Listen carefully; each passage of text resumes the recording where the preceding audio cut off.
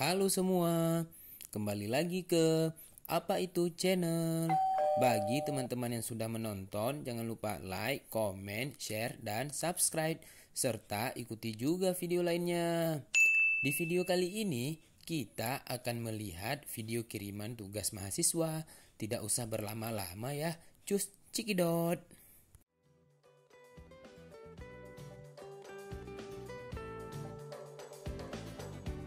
Assalamualaikum warahmatullahi wabarakatuh. Saya Khalid Zulkifli. Saya adalah mahasiswa dari Universitas Muhammadiyah Aceh.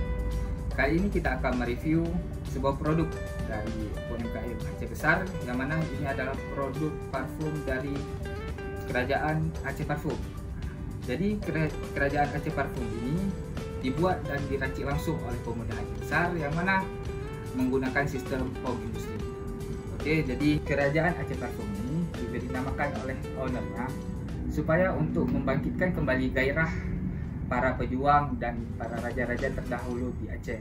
Nah, untuk filosofinya ini lumayan bagus ya rekan-rekan. Nah, sebagaimana sebuah produk, dia pasti akan memiliki kelebihan dan kekurangan. Nah, untuk kelebihan dari parfum ini sendiri, dia memiliki banyak sekali varian rasa.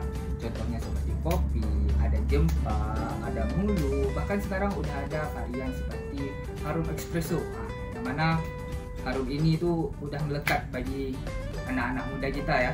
Jadi untuk kelebihannya selanjutnya, keharuman dari parfum ini bertahan lama karena dibuat dari minyak nilam asli, yang mana ketahanan dari parfum ini bertahan lebih lama. Dan untuk kelebihan selanjutnya tuh kita dapat membeli parfum ini di semua toko-toko souvenir yang ada di Banda Aceh, dan tentunya ada di Museum Singapura.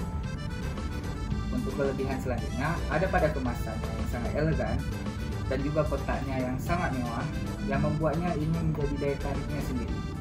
Oke teman-teman, untuk kelebihannya udah, kita akan membahas sedikit tentang kekurangannya.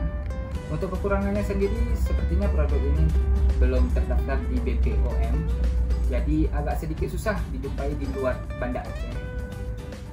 Karena produk ini memang belum memiliki izin legalitasnya.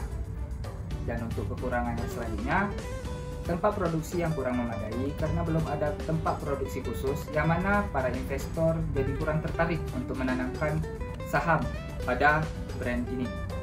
Dan untuk kekurangan yang terakhir, produk ini belum memiliki tim yang ahli dalam branding dan marketing, yang mana membuat produk ini susah untuk dipasarkan.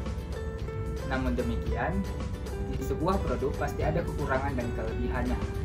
Oleh karena itu, udah sewajarnya kita mempromosikan produk-produk UMKM Aceh supaya meningkatkan perekonomian masyarakat Aceh lebih baik.